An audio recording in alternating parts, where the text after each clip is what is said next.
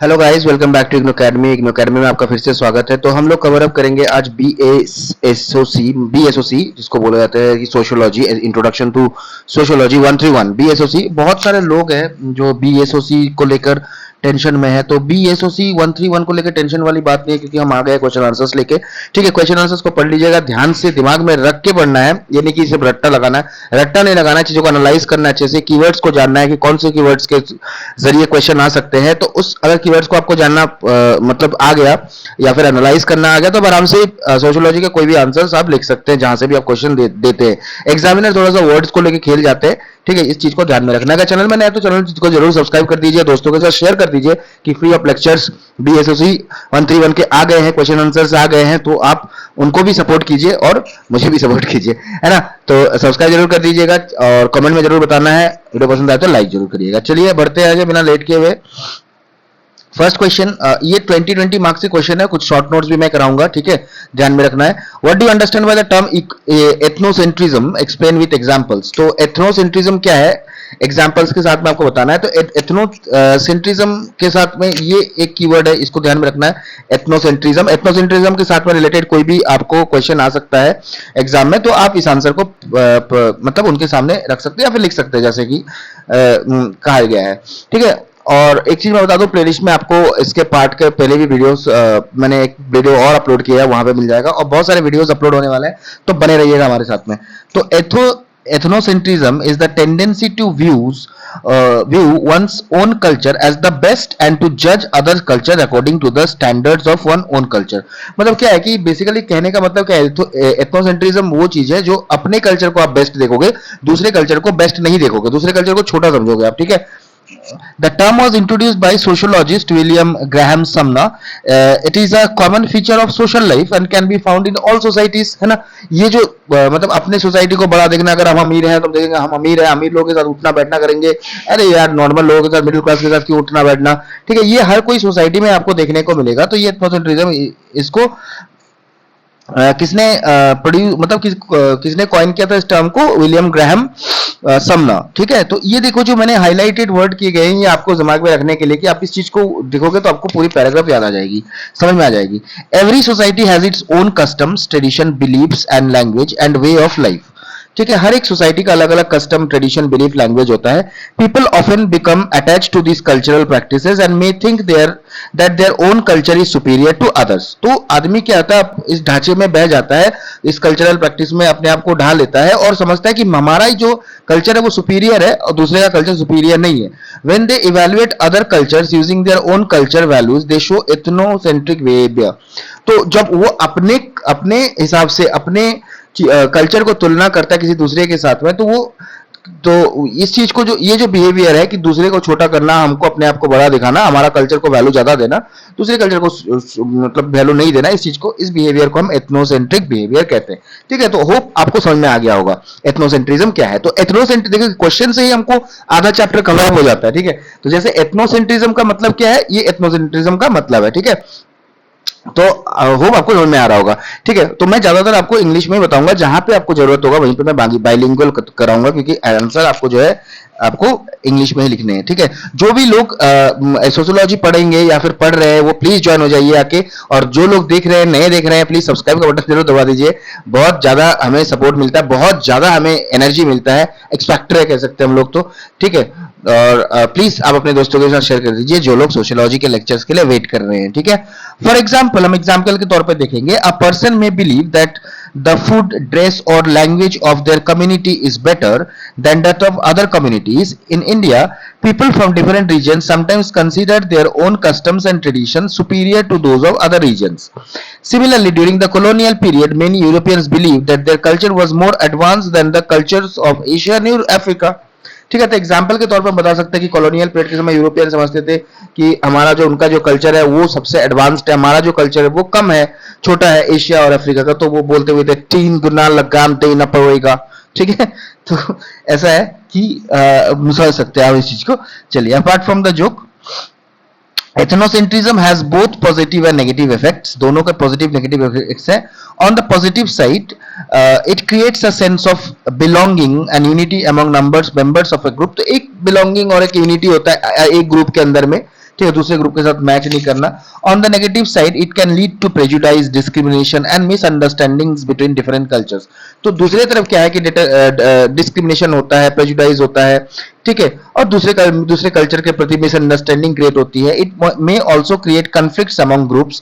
Groups के अंदर में कन्फ्लिक्ट भी होता है. Sociologist encourage people to develop cultural relativism, which means understanding a culture on its own terms rather than judging it by the standards of another culture. तो cultural relativism का मतलब क्या है कि जब आप किसी दूसरे कल्चर को जज करते हैं अपने अपने टर्म पे, ना कि उसे जज करते हैं किसी दूसरे कल्चर के मेजरमेंट में. मतलब किसी दूसरे कल्चर के साथ अब उसको कंपेयर नहीं करते, आप अपने हिसाब से उसको जज करिए ना. दिक्कत क्या है, ठीक है.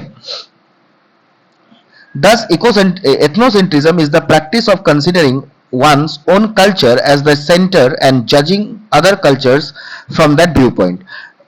While it strengthens group identity, excessive ethnocentrism can create social divisions and cultural intolerance. तो एक्सेस ऑफ एथोसेंट्रिज्म क्या होगा कि डिस्क्रिमिनेशन क्रिएट करेगा, डिवीजन क्रिएट करेगा, सोशल डिफरेंसेस बनेंगी. ठीक है, तो ये चीज को आपको ध्यान में रखना है. तो होप आपको वीडियो समझ में आया, आपको ये आंसर समझ में आ गया होगा. ठीक है, और ठीक है, तो नेक्स्ट क्वेश्चन करते हैं. What is a reference group. अब रेफरेंस ग्रुप का मतलब क्या है, एक्सप्लेन विद सुइटेबल एग्जांपल्स. तो इसका कीवर्ड आपको है रेफरेंस ग्रुप. तो रेफरेंस ग्रुप के जरिए मतलब साथ में कोई भी आंसर आप आएगा तो आप यहां से आप लिख सकते हैं. ठीक है, और मैं आपको बता दूं इग्नो कभी भी बुकिश आंसर मतलब पसंद नहीं करता, या फिर इग्नो के यूनिवर्सिटी एग्जामिनर जो होते हैं वो रट्टू पपट मतलब रोट लर्निंग को प्रायोरिटी नहीं देते, क्योंकि मैं ही खुद इग्नो से कर रखा हूं. ठीक है, तो मैं जानता हूं इस चीज को, काफी एक्सपीरियंस है मुझे. और साथ में मैं इतना गारंटी देता हूं कि इग्नो में जो होता है कि आपको रोट लर्निंग या फिर बुकिश नॉलेज से आप आंसर लिखते, तो आप अपना क्या एनालिटिकल बेस्ड आंसर प्रेजेंट करते हैं उस पर वैल्यू देता है. आप एनालिटिकल बेस्ड आंसर प्रेजेंट करेंगे, आप अपना आंसर प्रेजेंट करेंगे, आपको अच्छे नंबर्स लाने से कोई नहीं रोक सकता. ठीक है, चलिए. अ reference group is a group that people use as a guide for shaping their behavior, attitude, values and goals. तो देखिए मेन चीज क्या है कि रेफरेंस ग्रुप एक ऐसा ग्रुप है जिसको देखकर या फिर गाइड समझते हैं हम उस चीज को, जो कि हमारे बिहेवियर, एटीट्यूड और वैल्यूज और गोल्स को ठीक तरह दिशा में ले जाते हैं, या फिर मान के चलिए कि हम वो हमारा एम है, वो हमारा एक डायरेक्शन है, इंजन की तरह है, और हम बॉगी की तरह उसे फॉलो करते हैं. The concept was developed by sociologist Robert K. Merton. A person may or may not belong to the reference group, but it influences the way they think and act. एक आदमी जो होता है रेफरेंस ग्रुप से belong नहीं करता है, पर उसकी जो इन्फ्लुएंस है, रेफरेंस ग्रुप की जो इन्फ्लुएंस है, वो किसी ना किसी तरह एक्ट करती है. People often compare themselves with certain groups and try to follow their values or lifestyles. These groups become their reference groups. Such groups help individual decide what is desirable and acceptable in the society. तो उस group के जरिए हमें पता चलता है कि क्या सोसाइटी में एक्सेप्टेड है, क्या नहीं है. जैसे अगर हम मान के चलिए कि ब्राह्मणिज्म है, ब्राह्मणिज्म, तो ब्राह्मण लोग जो है जो चीज फॉलो करेंगे हम भी उस चीज को फॉलो करते जाएंगे कि नहीं, उनका फॉलो करेंगे तो हमें भी अच्छा स्टैंडर्डिटी मिलेगा, ये है वो है. और भी बहुत सारे ग्रुप जैसे इंग्लिश कॉलोनियल, अगर कॉलोनियल को हम लोग क्या है कि इंग्लिश लोगों को हम फॉलो करते हैं, ब्रिटिश लोगों को हम फॉलो करते हैं, तो हम उसकी तरह स्टैंडर्ड बन जाएंगे, वेस्टर्न कल्चर फॉलो करने लगेंगे. तो ये ऐसा चीज होता है. जैसे हम लोग देखेंगे यहाँ पे एक एग्जांपल के तौर पे, a student preparing for civil services may look up to the successful IAS officers and try to follow their study habits and discipline even though the student is not yet an IAS officer. That group serves as a reference group. तो देखो कोई भी student, जैसे मान के चलो कि आप प्रिपरेशन ले रहे हो आईएएस के एग्जाम के लिए, यूपीएससी एग्जाम के लिए, तो आपका जो मोटिवेशन होगा या फिर आपके जो रोल मॉडल्स होंगे वो आईएएस ऑफिसर्स ही होंगे. हालांकि आप आईएएस बने नहीं है, पर आप उनके रूटीन, डिसिप्लिन, इस चीज को फॉलो करेंगे. तो आप क्या है कि ये जो ग्रुप है आईएएस ऑफिसर्स वाली ग्रुप है, इसको हम रेफरेंस ग्रुप बोल सकते हैं. Similarly young people may follow famous sports person, actors और professionals and try to imitate their behaviour and achievements. जैसे बहुत लोग हैं विराट कोहली को फॉलो करते हैं, क्या वो विराट कोहली है? नहीं, पर विराट कोहली की आदत को फॉलो करते हैं, एमएस धोनी की आदत को फॉलो करते हैं. तो वो जो लोग एक ग्रुप को फॉलो करना, एक स्पोर्ट्समैन ग्रुप को फॉलो करना, तो एक चीज होती है, ये रेफरेंस ग्रुप होती है.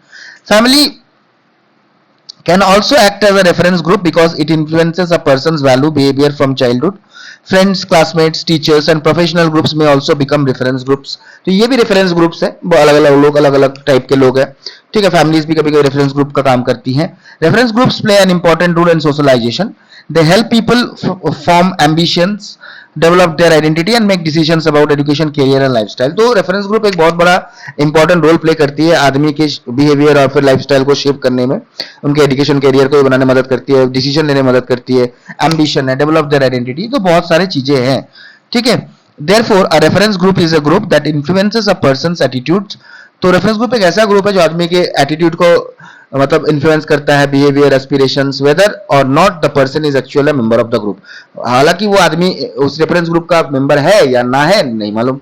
ठीक है, हम बहुत सारे लोग हैं जो इंडियन आर्मी को फॉलो करते हैं कि इंडियन आर्मी की तरह डिसिप्लिन रहेंगे, सुबह सुबह एक्सरसाइज करेंगे, पर क्या हम इंडियन आर्मी में शामिल हैं? नहीं, पर हम उस चीज को ग्रुप में उस चीज को फॉलो करते हैं। ठीक है, तो वो हमारे लिए रेफरेंस ग्रुप का काम करते हैं।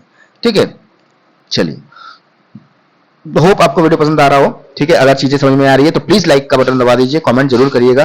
ठीक है, एक लाइक का बटन दबाने से यार कुछ बिगड़ेगा नहीं। और प्लीज जो लोग नए हैं प्लीज सब्सक्राइब कर दीजिएगा, दोस्तों के साथ जरूर शेयर कीजिएगा। ठीक है, कि ऐसा मतलब easy language understanding easy way में शायद ही आपको कहीं फ्री ऑफ कॉस्ट मिले।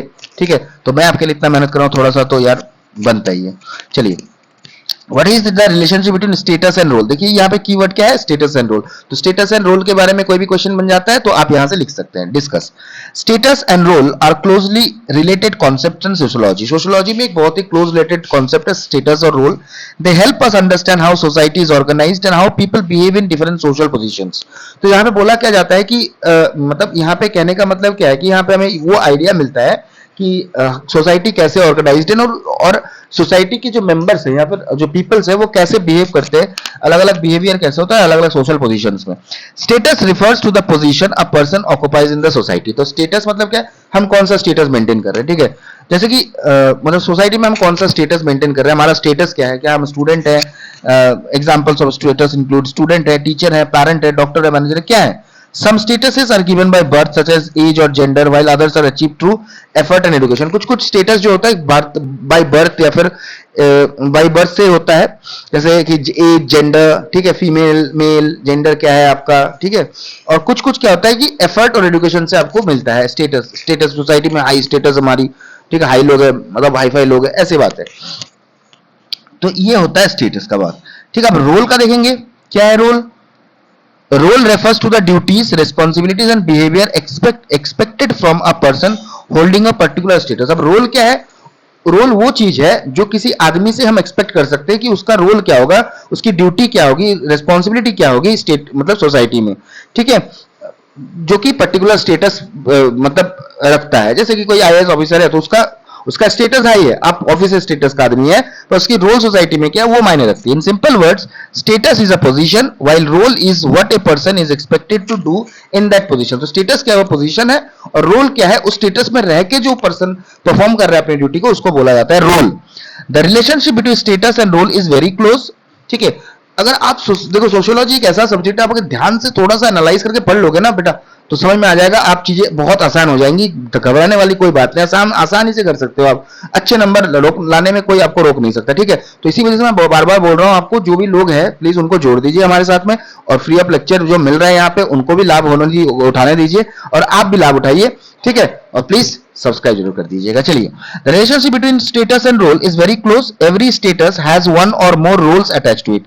हर एक स्टेटस में एक या एक से ज्यादा रोल उसमें अटैच होता है। जैसे कि the status of a teacher includes role such as teaching students, guiding them and checking their work, है ना।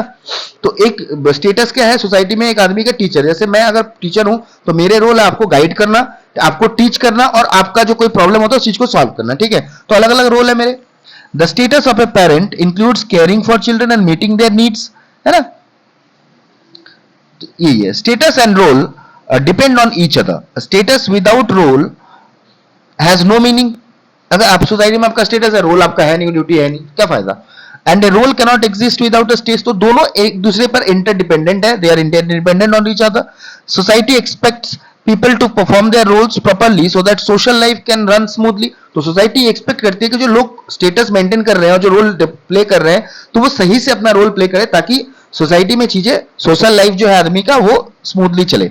Sometimes a person has many statuses at the same time and may face role conflict. तो role conflict का कुछ कोई question आता है तो आप यहां से रोल कॉन्फ्लिक्ट के बारे में लिखकर फिर आप बता सकते हैं, एग्जांपल डाल के बता सकते हैं।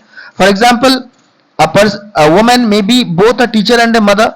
The demands of these two roles may sometimes clash. A person may also experience role strain when it becomes difficult to fulfill all the duties of one status. ठीक है, तो ये प्रॉब्लम क्या होती है, रोल कॉन्फ्लिक्ट और role strain जो क्या होता है कि अगर एक आदमी दो रोल पे काम कर रहा होगा तो हाँ एक रोल उसका थोड़ा बहुत दिक्कत होगा, क्योंकि ड्यूटी के समय पे वो मदर मदरहुड नहीं, मतलब इफ मदरहुड प्रॉपर तरीके से वो निभा नहीं पाएंगी, ठीक है, मातृत्व ठीक से निभा नहीं पाएंगी। अगर मातृत्व ठीक से निभाएंगे तो ड्यूटी में ज्वाइन करने में दिक्कत हो सकती है। तो ये चीजें होती हैं, ठीक है, ये प्रॉब्लम्स आती हैं। 10 status and role are two sides of the same social process. तो स्टेटस एंड रोल क्या है, सेम दो साइड्स है सेम सोशल प्रोसेस के। सोसाइटी के जो सोशल जो प्रोसेस है इसके दो साइड्स है। Status give a person a place in society while role tells the person how to behave in that position. तो स्टेटस क्या है, सोसाइटी में लोग को एक प्लेस दिया, दर्जा जगह दिया जाता है, और रोल का मतलब क्या है, उस जगह पे रहकर कोई ड्यूटी निभाना, जो ड्यूटी आपको दी गई है, सौंपी गई है स्टेटस में, उस ड्यूटी को निभाना। Together they help maintain social order and stability. तो दोनों साथ में मिलकर ही आप सोसाइटी के ऑर्डर को और स्टेबिलिटी को मेंटेन कर सकते हैं, ठीक है। तो होप आपको वीडियो पसंद आया हो, ठीक है। अगर वीडियो पसंद आया तो प्लीज सब्सक्राइब का बटन दबा दीजिएगा, ठीक है, और दोस्तों के साथ जुड़ जाइए और उनको बुलाइए और बोलिए कि भाई सोशियोलॉजी का लेक्चर आएगा। और भी बहुत सारे लेक्चर्स आने वाले, इससे पहले भी मैंने 2-3 वीडियो और दिया है। कम से कम 20-30 क्वेश्चन हम लोग करेंगे अभी कल परसों तक, ठीक है। 20-30 क्वेश्चन करेंगे। इन 20-30 क्वेश्चन आते हैं, ध्यान से आप करके जाते हैं तो आराम से 70-80% आप ला सकते हैं, ठीक है। बने रहिए हमारे साथ में, मिलते हैं अगले बार की वीडियो में। जय हिंद, थैंक यू।